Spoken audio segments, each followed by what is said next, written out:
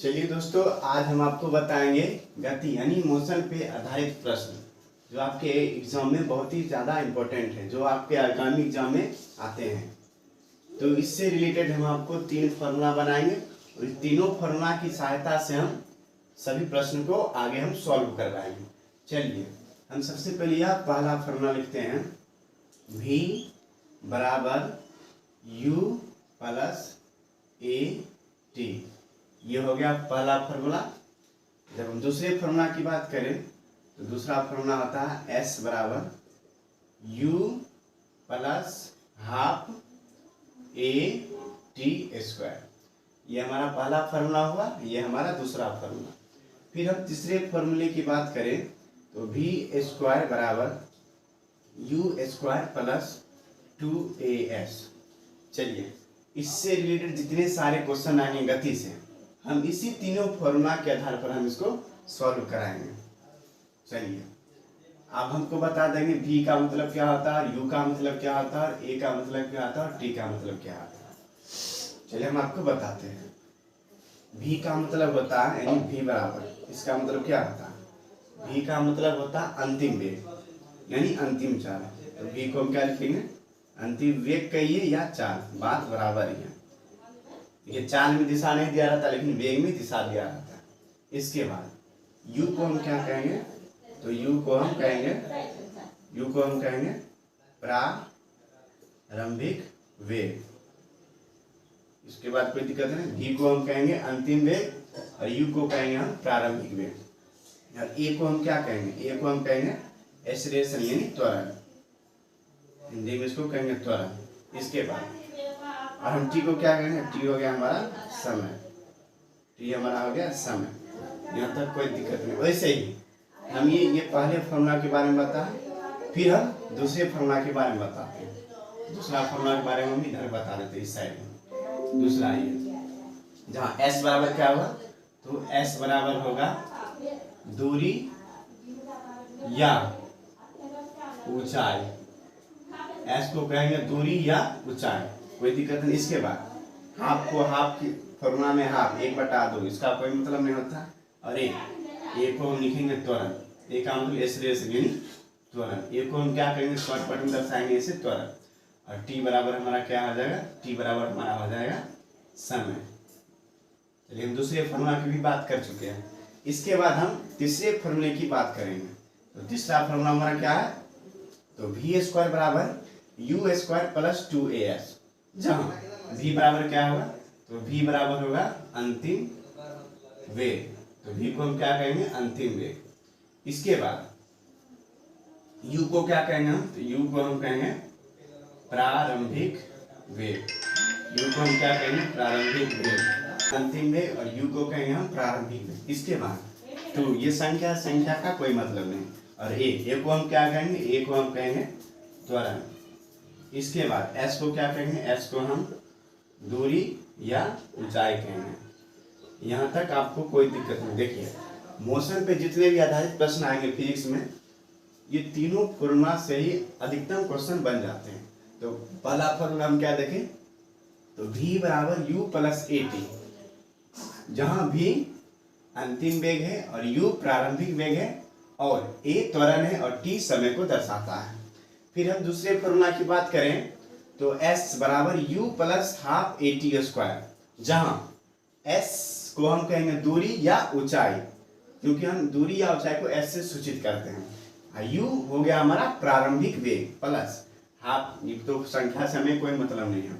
और A means A का त्वरण और T समय।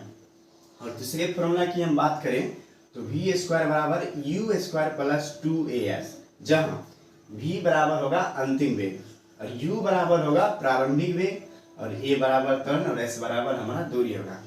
चलिए इस पे आधारित हमारा जितना भी प्रश्न आएगा हम उस प्रश्न को आगे बताते हैं।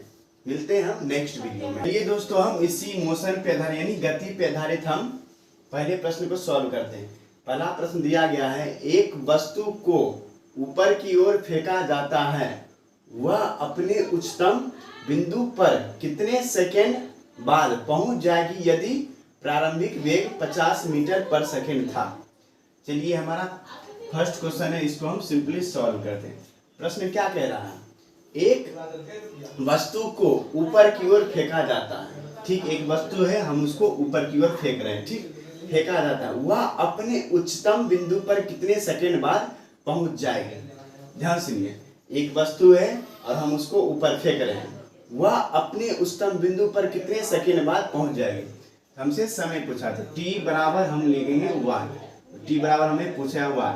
अगर हम कोई वस्तु को ऊपर फेंकेंगे तो एक वह समय आएगा जो उच्चतम बिंदु पर जाके फिर वापस वो लौट जाएगा, यानी हमारा अंतिम वेग कितना हो जाएगा उच्चतम बिंदु पर, तो अंतिम वेग हमारा 0 हो जाएगा। उसके बाद कितने सेकंड बाद पहुंचेगा, यदि प्रारंभिक वेग 50 मीटर पर सेकंड था, इसका प्रारंभिक वेग यानी u, प्रारंभिक वेग कितना था 50 मीटर पर सेकंड, इसको 50 देंगे। तो सिंपल, तो हमसे पूछा है समय, तो हम इसको सिंपली सॉल्व करते हैं। इसको सॉल्व करने का फॉर्मूला आता है, क्योंकि हम आपको बताएं 3 फॉर्मूला होता है।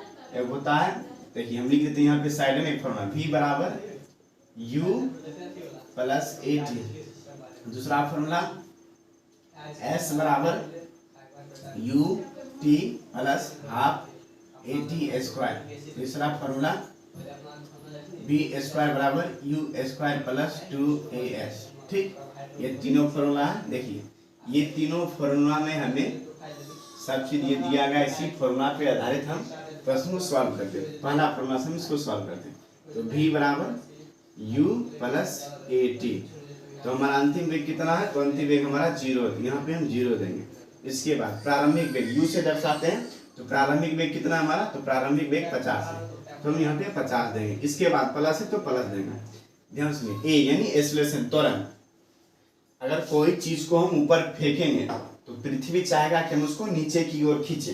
अगर हम कोई वस्तु नीचे गिरा रहे हैं, क्योंकि पृथ्वी भी चाहती है कोई वस्तु, हम वस्तु को हम नीचे खींचे। अगर हम कोई वस्तु नीचे गिराएंगे तो उसमें प्लस होगा, और पृथ्वी के विरुद्ध हम कोई वस्तु को ऊपर फेंकेंगे वहां पे त्वरण हमारा माइनस होगा, तो त्वरण हमारा यहाँ पे माइनस होगा। तो त्वरण का मान होता है यानी a बराबर या g कहिए, इसका मान होता है 9.8, लेकिन हम इसको 10 मान के चलते ताकि हमें प्रश्न सॉल्व करने में आसानी हो।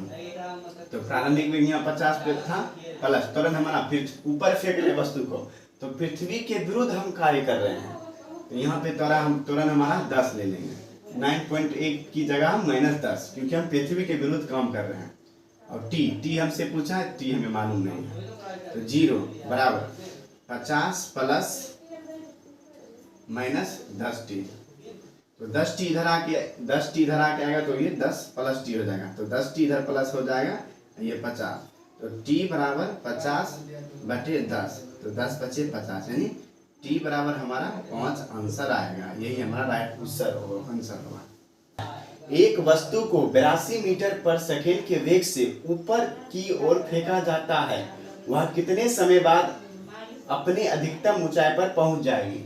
चलिए हम सिंपली इसको सॉल्व कर दें। प्रश्न क्या कहा है, तो प्रश्न कहा है एक वस्तु को 82 मीटर पर सेकेंड के वेग से ऊपर की ओर फेंक रहे हैं। एक वस्तु हमारे पास जिसको हम 82 मीटर पर सेकेंड की ओर से ऊपर फेंक रहे हैं, उसका प्रारंभिक वेग कितना हो जाएगा हमारा, तो प्रारंभिक वेग यानी u, प्रारंभिक वेग को हम u से दर्शाते हैं। प्रारंभिक वेग हमारा कितना हो जाएगा, तो प्रारंभिक वेग हमारा हो जाएगा 82 मीटर पर सेकेंड। यहाँ तक कोई दिक्कत नहीं। इसके बाद वह कितने समय बाद, हमसे समय पूछा, वह कितने समय बाद, यानी समय हमसे नहीं पूछा है, हमको नहीं पता है समय हमें ज्ञात करना, वह कितने समय बाद अपने अधिकतम ऊंचाई पर पहुंच जाएगी। देखिए अगर कोई वस्तु को हम फेंकेंगे ऊपर, तो एक समय आएगा कि वह अधिकतम ऊंचाई पर जाएगा, फिर वापस लौट जाएगा, यानी अधिकतम ऊंचाई पर जाएगा तो वो वस्तु वहां पे तो रुकेगी, तो हमारा अंतिम वेग हो जाएगा, तो अंतिम वेग हमारा 0 हो जाएगा। यहाँ तक कोई दिक्कत नहीं। अब त्वरण हमारा क्या हो जाएगा, a, पृथ्वी के विरुद्ध हम काम करें, क्योंकि हम वस्तु को ऊपर फेंक रहे हैं, अगर नीचे गिराते हैं तो यहाँ त्वरण प्लस होता, लेकिन हम पृथ्वी के विरुद्ध हम वस्तु को ऊपर की ओर फेंक रहे हैं, तो यहाँ त्वरण बराबर -9.8 माइनस में, लेकिन हम इसको 10 मान के चलते हैं, क्योंकि इस प्रश्न को सॉल्व करने में इजी होता है।